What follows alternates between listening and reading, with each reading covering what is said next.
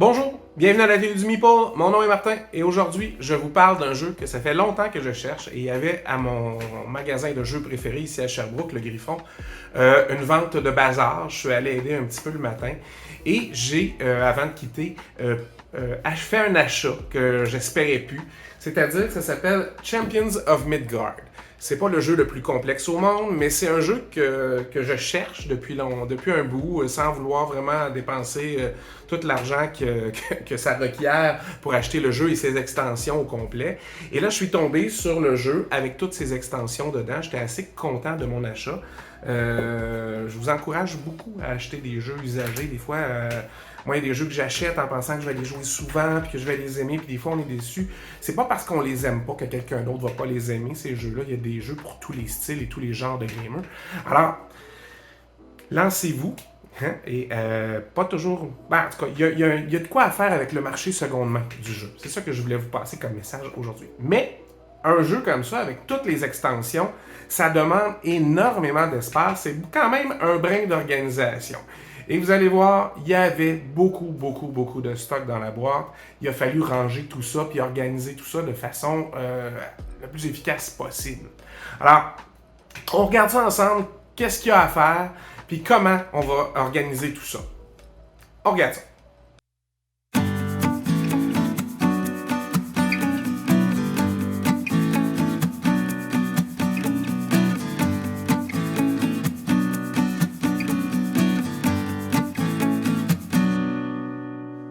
Regardons ce qu'il y a dans la boîte de Champions of Midgard. Alors, comme je vous disais, je l'ai acheté usagé, le jeu. Alors, il vient déjà avec les trois extensions, pas les trois, mais les deux extensions dedans. Le Valhalla et l'autre, c'est The Dark Mountains. Fait que vous trouvez les deux dedans. Alors, il y a d'abord les règles. Et j'ai déjà fait du triage dans les sacs qu'il y avait dedans en me disant ça va pas être si pire que ça, mais finalement, il en reste beaucoup. Alors, il y a des cartes. Il y a d'autres cartes ici qui ne sont pas encore emballées. Vous avez toutes sortes de tokens, de petites cartes, de dés, parce que vos guerriers, ce sont des dés de couleurs différentes. Les petits jetons individuels des joueurs, les petits pions, les petits personnages, quelques tuiles.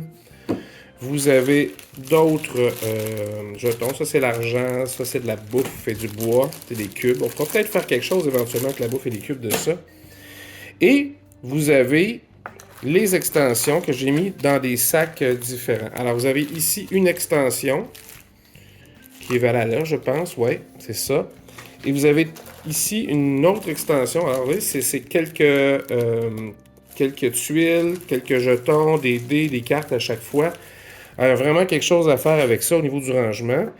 Et vous avez ici le restant. Vous avez, je me retrouve finalement à la base à devoir tenir compte de quoi? De tenir compte que j'ai des boards. Vous avez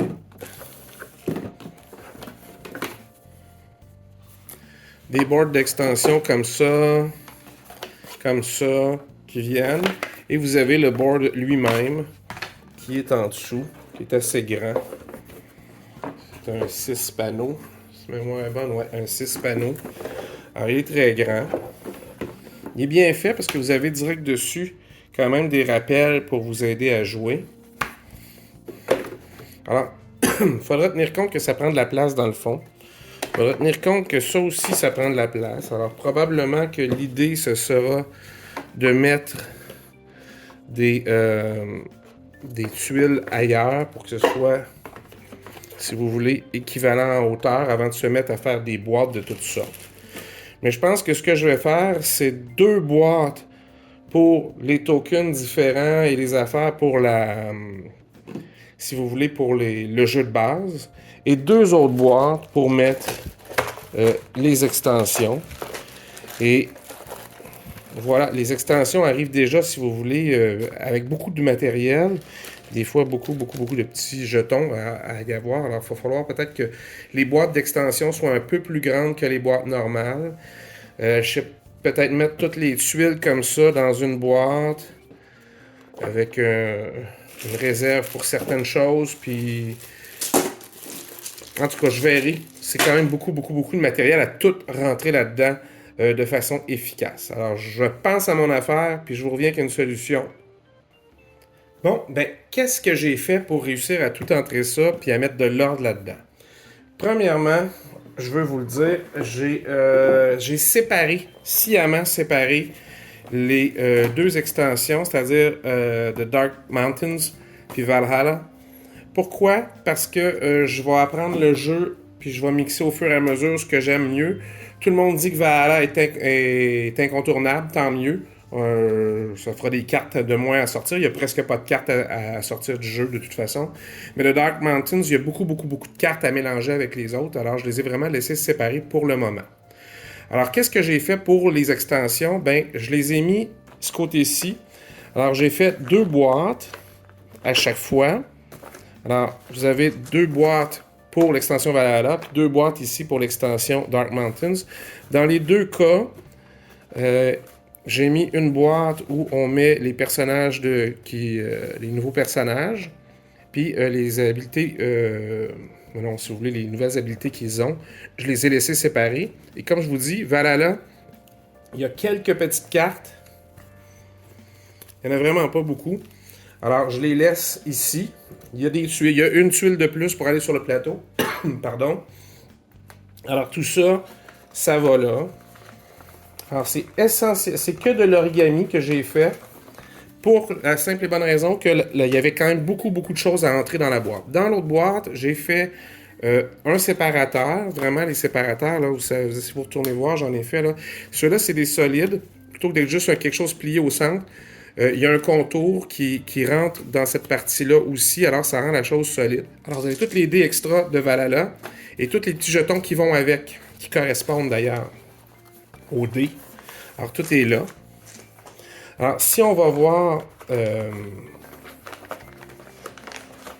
plus bas, pour Dark Mountains, j'ai fait la même chose, c'est-à-dire qu'il y en a un qui a les... je vais vous montrer là, les personnages en bas, comme ça, dans le fond. Et j'ai mis les dés ici, les quelques petits jetons qu'il y a avec, et les petites cartes, parce que ce que cette extension-là ajoute essentiellement, c'est des cartes. Alors j'ai fait un autre, parce que là, l'espace était très limité. Je ne pouvais pas mettre 2 boîtes une par-dessus l'autre qui avaient les packs avec les personnages parce que les cartons sont trop grands, ça fait pas 2 de large. Alors, j'ai vraiment séparé. Alors, c'est par couleur que je les reconnais. Et ça, c'est toutes les cartes qu'on ajoute qui sont déjà... même chose, celui-là, j'ai fait juste un petit séparateur simple. Mais Dark Mountains, tant qu'à avoir le choix, j'ai mis des cartons plus... Pas des cartons, mais des papiers pour faire mes boîtes plus foncées. Qu'est-ce que j'ai ici? Ben là, vous avez toute une autre série de boîtes qui viennent comme ça, en différents formats, pour remplir. Alors, d'abord, j'ai fait une boîte dans laquelle j'ai mis les dés et les petites ressources en forme de cube. J'ai pas pris le temps de refaire des ressources en forme de cube. Alors, ce que j'ai fait dans celle-là, c'est que j'ai fait une autre boîte pour la mettre dedans. Comme ça, les dés ne vont pas se mélanger. Et la boîte empêche tout ça de sortir parce que ça ferme vraiment très juste tout ça ensemble. Dans la même épaisseur, pour faire celui du dessous, ben, j'ai mis tout ce qu'il y avait de carton. Alors, vous avez ici les personnages de base. Vous avez les tuiles qu'on met aléatoirement sur le plateau et les bateaux juste ici.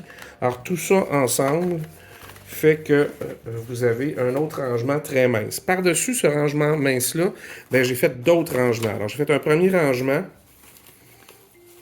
où on met les tokens qui sont des points négatifs, les faveurs et l'argent. Alors, je les ai vraiment fait avec un séparateur à l'intérieur pour pas qu'ils se mélangent. Alors, tout ça, le coin ici est entré dans celui-là, alors ça ne sortira pas. Et c'est quelque chose que vous pouvez déposer directement sur la table. Vous n'êtes pas obligé d'éparpiller les pièces de jeu. Ils peuvent rester dans la boîte quand vous jouez avec. J'ai fait un petit central pour mettre le jeton premier joueur, les personnages de couleur, les petits meeples, les petites cartes, je les ai tous mis ici aussi. Alors, elles sont dans une petite boîte baguée. Et tout ça, François. Une fois de temps en temps, j'oublie pas, hein, je fais la boîte du dessous à la pleine longueur, celle du dessus, quand j'y pense, parce que les autres, j'ai oublié de le faire, mais quand elles sont très minces, ça vaut pas la peine de faire ça. Ça va être plus serviable si vous faites le couvercle pleine épaisseur quand elles sont minces. Mais sinon, c'est plus facile à enlever, évidemment, quand le couvercle est une petite affaire plus court. Et dernière boîte que j'ai ici, bien évidemment, c'est les cartes. C'est tout simplement les cartes, avec le même type de rangement qui tourne dans les coins, là, comme ça. Alors, j'en ai déjà fait, vous irez voir dans mes anciennes vidéos. C'est vraiment un plus au niveau du rangement parce que ça empêche que les cartes se mélangent. Vous avez beau le brasser, le central et le fait que c'est... Voyons, oups! Le fait que ce rebord-là entre en dessous ici, ça fait que une fois bien fermées, les cartes ne se mélangent pas. Parce que, à la limite, elles auraient pu ne pas en avoir, mais il y a eu un mix potentiel, en tout cas. Fait qu'il y a plusieurs façons de mettre ça comme ça. Vous voyez, je peux mettre les grandes boîtes par-dessus, ça n'a pas de différence. Et l'important, c'est de ranger le tout de façon, j'ose pas dire systématique, mais d'une façon toujours la même pour que ça fitte évidemment dans la boîte. Mais après quelques parties, je pense qu'on se souvient bien. Et vous avez un jeu que même si vous le brassez, vous le revirez de bord, ben, tout reste au même endroit. Champions of Midgard, avec l'extension Vala, avec Dark Mountains, ça faisait beaucoup de choses à placer dans la boîte et je suis assez satisfait du résultat. C'est pas que c'était très compliqué, mais comme il y avait beaucoup de matériel à rentrer, puis que je voulais vraiment séparer les deux extensions, parce que plein de monde disent Valhalla, c'est super bon, c'est indispensable.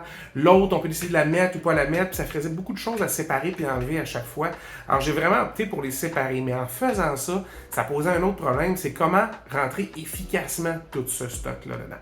Alors c'est ce qui fait que j'ai choisi l'origami pour ça. L'origami, évidemment, vous avez compris que les parois sont moins épaisses que si on faisait un rangement en foam core, en papier plume. Donc, il y a de l'espace à gagner souvent avec l'origami. Il y a un peu plus de souplesse. Bon, ça fait plusieurs boîtes, mais en même temps, si vous ne sortez pas telle extension, bien, vous ne faites juste pas sortir telle boîte. Et il n'y a rien que vous pourriez, à l'ordinateur, vous créer des collants, puis les mettre, puis les identifier si vous voulez. Ajouter des images sur vos autocollants pour que ce soit avec les logos là, en scannant peut-être le nom de l'extension si vous voulez. Il y a toujours moyen de trouver. Là. Alors, vous pourriez faire ça aussi. Moi, je suis allé au plus simple. L'origami, vraiment, c'est intéressant pour ça. Je veux vous relancer sur l'idée d'aller voir les ludistes origamistes. C'est un groupe Facebook que vous allez retrouver facilement. Ils ont maintenant une application, il y a un site que vous pouvez aller voir aussi sur Internet. Alors, c'est tout très intéressant. Et ils vont vous montrer, entre autres, pas juste comment faire les boîtes comme je le fais. Ça, je vous l'ai montré à plusieurs reprises. Vous pouvez aller voir ma vidéo sur mes pliages préférés, si vous voulez. Mais pour les fameux séparateurs qu'on met dedans, qui permettent non seulement de créer une séparation verticales, mais qui viennent entourer et solidifier ces séparations-là, ce qui fait que les choses ne se mêlent pas. Ça vaut vraiment la peine, particulièrement pour les tokens faveurs, les tokens de malus que vous avez dans ce jeu-là, puis l'argent, il y avait juste la bonne quantité pour bien remplir la petite boîte, mais ça aurait pu se mêler, puis être un peu de travail, si vous voulez, pendant le jeu, à chercher les bons. Mais là, ils sont vraiment séparés. Vous n'aurez jamais à faire le ménage là-dedans. Vous les prenez là, puis vous les remettez là au besoin pendant le jeu. Alors, c'est vraiment un plus. Alors, j'espère que vous avez apprécié. Si vous avez des questions, si vous avez des commentaires, n'hésitez pas, vous pouvez les faire dans le bas de la vidéo. Je réponds toujours à toutes les questions que vous me posez. Et si vous avez des fois des jeux que vous aimeriez retrouver vous aussi, n'hésitez pas, dites-le. Peut-être que quelqu'un un jour l'aura sur le marché de l'usager. Alors, on se revoit. À la prochaine. Amusez-vous.